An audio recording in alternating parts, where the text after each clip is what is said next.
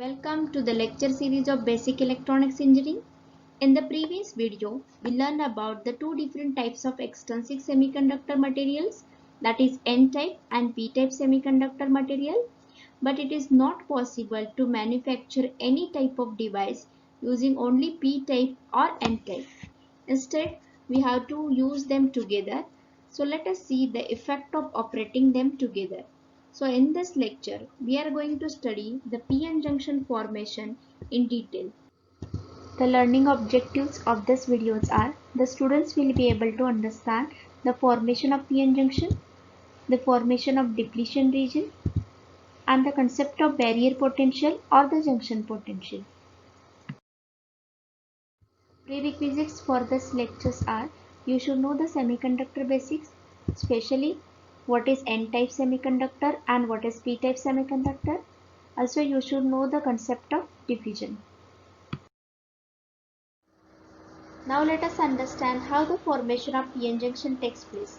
In the previous video, we learned about what is p-type semiconductor and n-type semiconductor. Now, when the p-type semiconductors and n-type semiconductors are joined together with the help of some special fabrication techniques, then the p-n junction forms. Two terminals are brought out for the external connection with the p-type and n-type semiconductor. The p side terminal it is called as anode, whereas n side terminal it is called as a cathode. The n side consists of larger number of electrons. The electrons are shown by the red circle and very few thermally generated holes, whereas in case of p side the large number of holes and very few thermally generated electrons. The holes are shown by the black circle.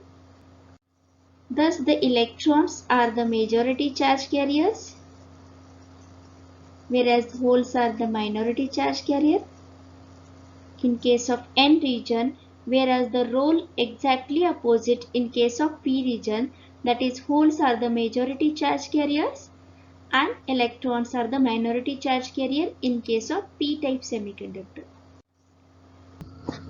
The p-n junction forms the basic semiconductor device, that is diode. The understanding of the characteristics and behavior of the p-n junctions will be useful to understand the operation of many semiconductor devices. So let us now discuss the behavior of the p-n junction in detail.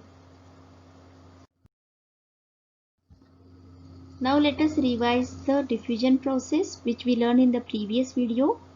At the junction, one side is having a high concentration of the holes, whereas in the other side it has a high concentration of the electrons.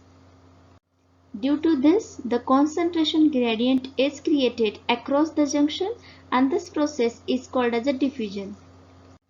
So the electrons which are the high concentration in case of N region will diffuse into the P region, whereas the holes which are the high concentration in the P region that will diffuse into the N region. Now let us understand the formation of depletion region.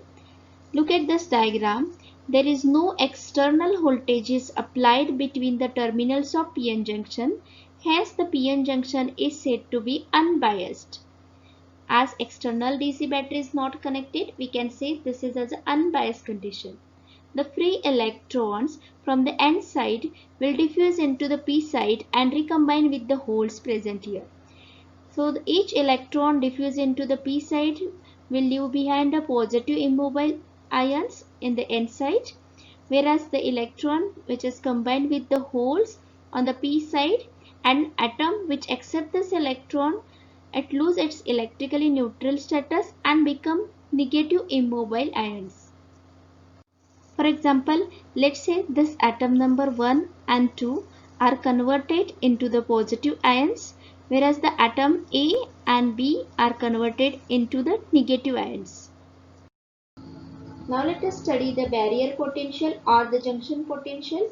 Due to the presence of immobile positive and the negative ions on the opposite sides of the junction, an electric field is created across the junction and this electric field is known as a barrier potential or junction potential or cut-in voltage. It has a fixed polarities. The polarities of the barrier potentials are decided by the type of the immobile ions present on the two sides of the junction. So thus the negative terminal of the barrier potential, it is on the P side, whereas the positive side is on the N side. So this is called as a barrier potential because it acts as a barrier to oppose the flow of the electrons and the holes across the junction. This barrier potential, it is measured in the volt. So the barrier potential for the silicon, it is 0.6 volt, whereas for the germanium it is 0.2 volt at 25 degrees Celsius.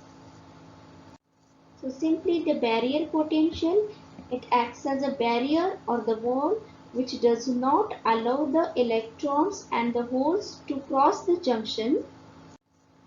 So if you want them to cross the junction, then an external voltage of appropriate polarity has to be applied in order to overcome this opposition of the barrier potential.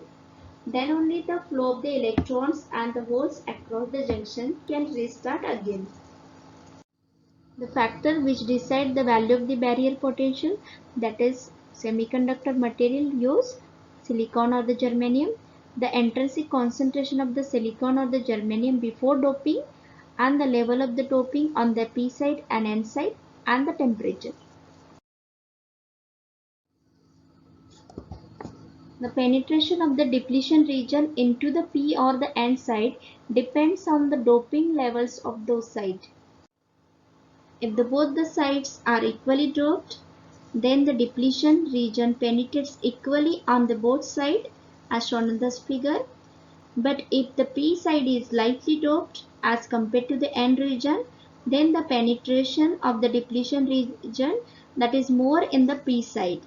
So similarly, if the N side is lightly doped as compared to the P side, then the depletion region extends more into the N side region. So thus the depletion region always penetrates more in the side which is lightly doped as compared to the others. So in this video we covered the formation of p-n junction, the formation of depletion region, and concept of barrier potential or the junction potential. So in the next video we will learn p-n junction diode in detail.